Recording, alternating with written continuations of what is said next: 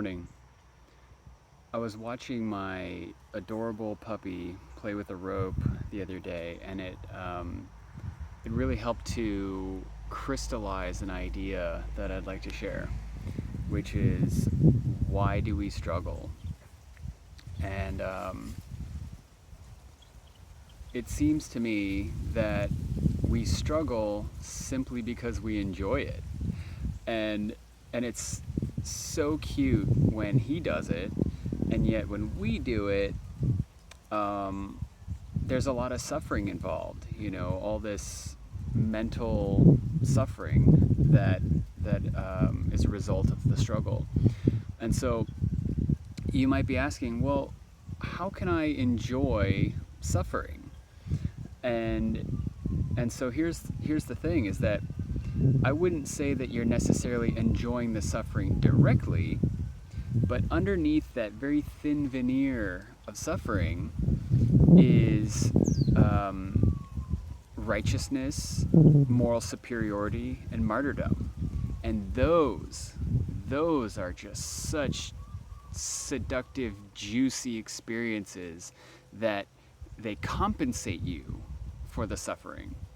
So when you take a stance against something, if it's politics or climate change or, abuse or whatever it is that you're choosing to take a stance on, that fight doesn't have to, but often includes suffering.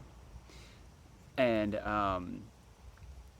then you endure that suffering because of that sense of moral superiority and righteousness. Now, for example,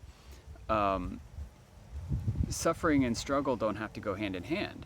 If I'm trying to push a rock up a hill, I might struggle, but unless I blame the rock for some reason, or the circumstance for why I have to move it, besides, let's say, exercise, I'm not going to suffer because of it, because there's no mental game there.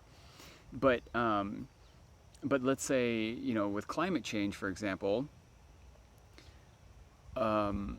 those people are so bad, I am so good, and I'm going to lose sleep and be tense and angry and resentful and all these things because somehow that's going to help to save the polar bears, and I'm going to suffer and endure that discomfort because I'm such a good person and I'm better than they are, and blah blah blah blah blah blah blah. And that's the kickback. That's the enjoyment. It's that really juicy emotional satisfaction from convincing yourself that you're better than other people, or that you know more, or that you're wiser, or more loving, or more giving, or whatever you want to convince yourself that you are.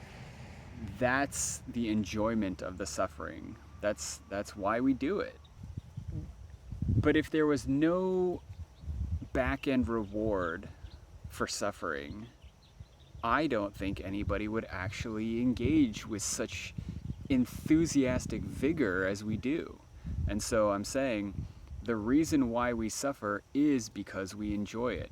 Now, then the obvious question would be, well, how do I get out of that trap?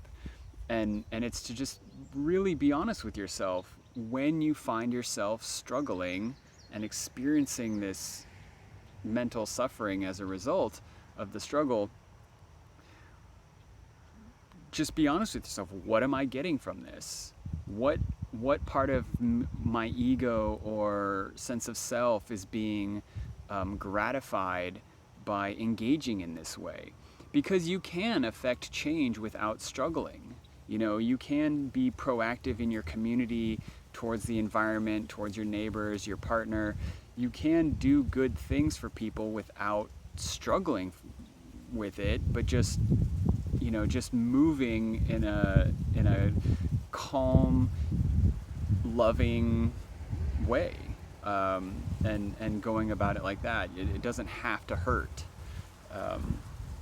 you don't have to be a martyr to make a lot of positive change in your life.